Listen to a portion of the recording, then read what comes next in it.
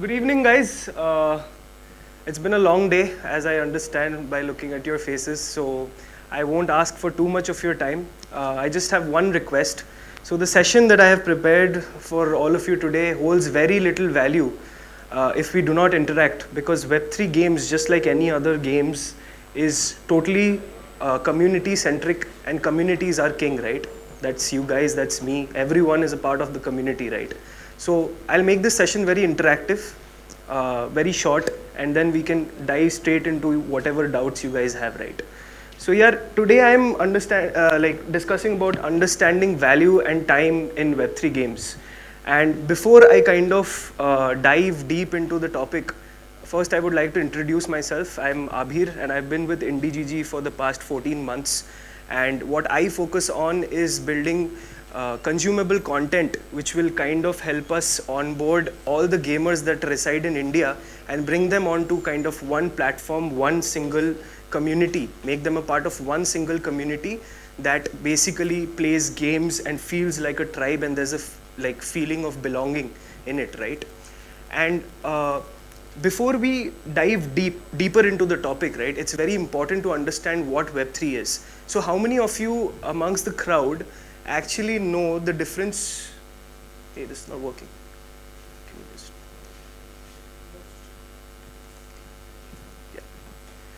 So how many of you actually know the difference between Web 1 and Web 2? Yeah, please go ahead.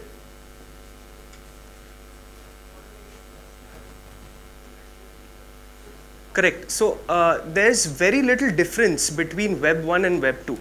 It's a fine line of difference where Web 1 is basically the blogs and the static websites that you used to see in the beginning. And Web 2 is basically a two-way communication platform, just adding a layer of two-way communication to it, where you could also receive something in return after you read or write something on the web, right? But the jump from Web 2 to Web 3 is not as minuscule as the jump from Web 1 to Web 2 was. It's a huge jump, and it has a lot of things to offer. First thing that it has to offer is decentralization. Now I'll basically explain all the particular points that I've put out here later on in the later slides. The second thing it offers is ownership. Third thing it offers is transparency. And the fourth thing it offers is interoperability, right? So what is the basic difference between Web 2 and Web 3 games? So how many of you here have played Valorant or played BGMI, or how many of you here are gamers, proper gamers, right? And how many of you have spent money in these games? Right? And how much of money have you spent?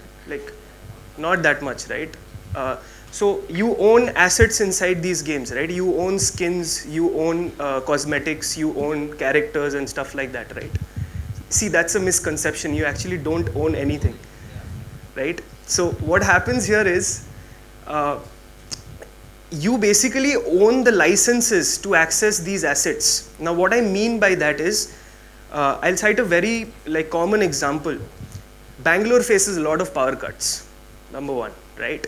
So a lot of Valorant competitive players, because I'm talking a lot about Valorant because I play Valorant myself, right? A lot of my friends have this common problem where they face power cuts during a competitive match, and they get kicked out of 3-4 consecutive competitive matches. And what happens is they end up getting a ban from Riot, 8 hours, 1 week, 2 weeks, sometimes even 30 days, right? And for these 8 hours or whatever time period they're banned for, they're not able to access things they have paid for. Now that's kind of unfair, right?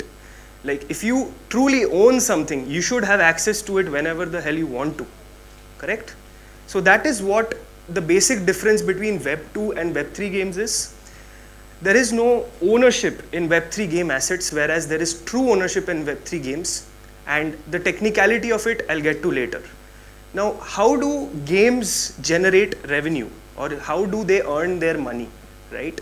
So there are three sources of revenue which a game has, which is the primary market, which is when you buy a game with certain amount of money. Second is the secondary market, which is in-app purchases or microtransactions, right? And third is the ad revenue. It's basically defined by the number of engagement inside a game. For example, the number of weekly active users, monthly active users would actually define how much a brand would like to spend in a game. Correct? Now, what a game does to basically earn money is basically they want to drive users onto their game, and as a result they market with a lot of platforms, and these platforms are centralized platforms currently. For example, Google, Facebook, Instagram, right? And they run ads on these platforms which reach the community, that is us, correct? But how many of us actually end up clicking, actually end up playing those games is still a big question for the games, right? The funnel is very, very, very big over there. So what Web3 games offers is any asset that you have inside a Web3 game will be basically smart contract based, and it will be in your name. For example, if you mint that asset, and if you pay any money or anything in exchange for that asset is truly yours, and it will be yours until you choose to exchange it, trade it for some money or for real life value or for something else. Like, that's totally up to you, or you want to discard it. So it remains with you and it gives you complete ownership, right? Let's talk about the market a bit, right? Before we dive into why this is so relevant. India has 750 million smartphones in circulation as of 2021, correct? And it has 600 million users who use the internet thanks to Jio, right? And recent data has said that India has around 507 million gamers who game, like totally ranging from hyper casual gamers, like even a Candy Crush or a Sudoku counts on your phone, right? Ranging from hyper casual gamers all the way to mid-core to hardcore gamers. There are 507 million gamers in this country. And today I come with a message, right, which is relevant for every single one of them, correct? So these are other stats which basically show how potent the market actually is. And I'm sure since the morning you've been going on and on over these stats again and again, so I won't really dive deep into these. But you can have an understanding of where we are, correct? And disruption in gaming has happened in changes in the gaming models that have come up, right? For example, in the beginning, the primary market would be the only sources of earnings for certain games. Then came up the free-to-play model. Farmville came up, right? Dota 2 came up. CSGO came up, which were free to access for players, right? Valorant came up. And they began focusing on in-app purchases. Now, when they came up, nobody believed that they could actually, become a successful business model, but they proved them wrong, correct? Now, we believe that Web3 ownership economy is going to be the next disruption in the gaming, the gaming timeline. As you can see, it starts all the way from when gaming market was valued at 15 bill, from arcade games which used to, exist, all the way till our current model, which is immersive and, virtual reality gaming, which is kind of dominating the market right now. And before that, it's basically in-app purchases and ads, freemium gaming, right? The model that we call freemium. Now, what we kind of want to discuss in this session is how does value and time fit into Web3? So time is often attached to one common noun across all of our lifespan, right? What is time attached to very frequently? Can anybody tell me? Money. Correct, money. So monetization of time becomes very important. So how many of you actually know that all the data that you input into centralized platforms like Google, Facebook, Instagram is being monetized by these platforms, correct? But do you get a share out of it? It's your time, your skill, your precious energy that you're putting into these platforms every day, scrolling from morning to night, which is actually generating money for these platforms. Brands come to them and pay them money for your time, but you are getting nothing out of it. That is what Web3 kind of aims to solve. It believes that the users who are actually putting in, actually making the use case valid should get a share of the pie, of the money that is being circulated in the market, right?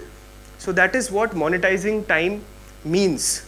So what games do is they spend money, they spend their marketing dollars with platforms like Facebook and Google, right? And they reach out to a chunk of people, as I said, right? And from there, the funnel starts. For example, if hypothetically they have 10,000 reach, right? Out of them, only maybe 2,000 people end up clicking the ad, right? Out of which 1,000 people, if you click with intent of installing, 1,000 people will basically end up installing it. And the actual value realized out of it will be 10. But the game ends up spending on ads for 10,000 gamers. So what we have come up with at IndiGG is basically a model through which games can reach out to community for a lower value or lower money spent, right? Which is a lower CAC, correct? So what they do is basically, we tell them to spend the marketing dollars, directly reward the community for engaging in their game in some format. For example, today if anybody knows about Battle Pass or Royal Pass progressions inside games, you basically have to achieve certain stuff inside games to basically earn some rewards, which is cosmetics inside, right? So imagine if for the next 10 headshots, or if for the next level reached, you got $1 or $2 as a reward, which gets credited into your wallet, and you can actually convert that into real money. You would feel rewarded for the time that you have spent, right? The notion of gaming is a waste of time will be eliminated, correct? Because you will have something to show instead of nothing right now, right? So that's what we tell the games right now, that hey, if you're spending $10 with a centralized platform, how about you spend $5 directly to a gamer and ask him to engage? And what this solves for the game is, in order to earn this $5, no, the gamer actually does the engagement. So what they do is, they reach level 10, they do the 10 headshots, and what does that create? That creates an engaged user inside the game. So the gamer retains till maybe the D7 or the D10, which is the day 7 or day 10 after installing the app, to actually get that reward, right? So what we are kind of doing is aggregating all of this and creating a platform where all game devs can come from around the world to access the Indian market, right? The Indian gamers who are rich with time, rich with skill, rich with engagement, right? And they really want to make use of this entire economy of creators, this huge market of talent, right? And we tell them, why don't you directly spend and give out the money to the community so that in return, they get something that they deserve. So that is what monetizing time is all about. And true ownership is what actually defines value. Do you guys agree with me or not, right? If I pay for something and if I don't own it, does that add any value to my life? Does it? I don't think so. Do you guys think so? No? There's only a few people who are like kind of responding to my questions. But yeah, I mean, if I pay for something and if I don't own it, it doesn't really create any value for me at least, right? So over here you would see that in a marketplace like Steam, what I just mentioned, right? Trading of assets already happens. There's a gray market, right? I like to call it a gray market for reasons. There's a gray market where you can trade assets. For example, if you have a very rare skin on CSGO, right? You can trade it to someone who wants to maybe collect that asset. And what Steam does is it takes a 30% fee from that fee that you pay. And the rest of it goes to the game developer. Now, all you are left with is an asset which can easily be replicated, maybe. Like there's no saying that it will be a unique asset that only remains with you, right? It could easily be banned, like your access to that game can be revoked at any time, correct? Third is, Valve has a lot of attacking control on Steam. So tomorrow, I mean, it's a very far-fetched scenario, but if they want to go bad, right? Like something might happen, right? And if they want to, they can take these things away from you if they want to, because they hold the licenses to these assets. You only hold the licenses to access them. They have the true ownership, right? Now, this is how Web3 is very different, right? For example, a beautiful collage of 5,000 pictures by an artist called Beeple, right? Where he took 5,000 pictures for 5,000 days. The first 5,000 days is the name of the collage. sold for about $69 million on the blockchain. That is the true value of art when you attach ownership to it, right? For example, a lot of people would pay maybe 10 times this amount for the Mona Lisa, but would you pay the same for a copy of it? No, right? You wouldn't. So that's the true, value that Web3 adds to your life. So what Web3 is kind of doing is it's basically justifying, right, time spent, and it's also adding value to your lives, which becomes key levers for disrupting a community, correct? So if I tell you tomorrow that you have a plethora of 10 games in 10 different genres, that each and every one of you from this room can, choose a game which basically suits your interests, and whatever time you invest in that game is going to be rewarded in some monetary shape or form.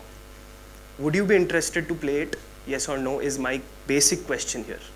And if your answer is yes, then my session today is valid.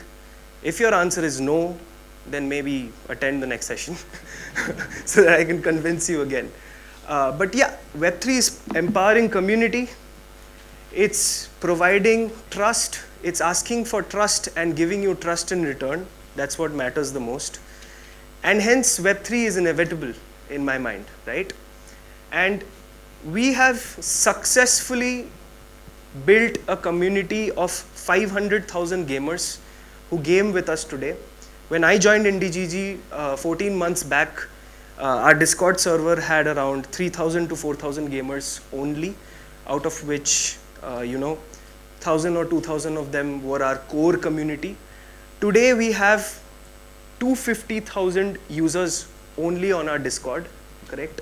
And they're all a tribe. So whenever I feel lonely, I go onto the server and I have tons of activities to do, all encompassing and encircling Web3, the entire world of, crypto and all of that. There's a lot of discussion on it.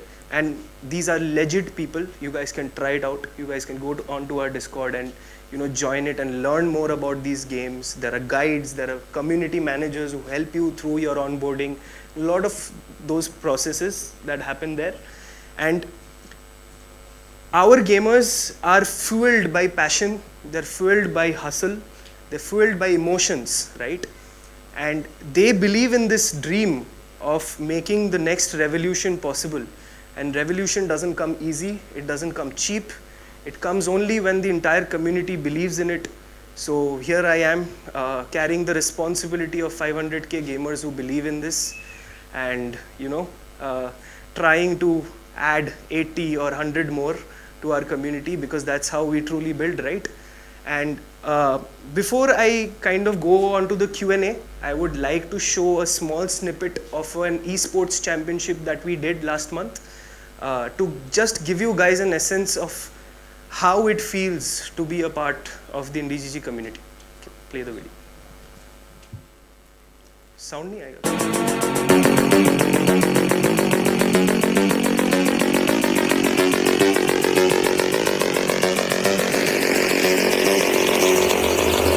Lakewood means rewind, a gunshot means forward. You requested it, so we rewind.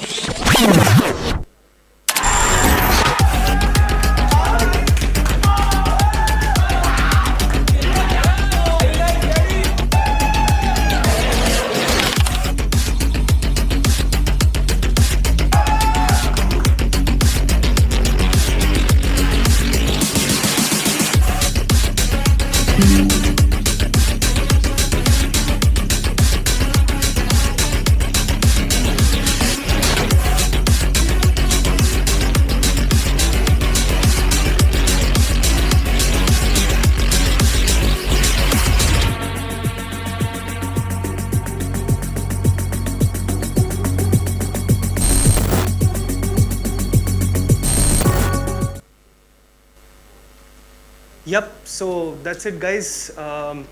That's the end of the session. If you guys have any questions, I'm here happy to answer any of them. So, yep. Any questions, guys?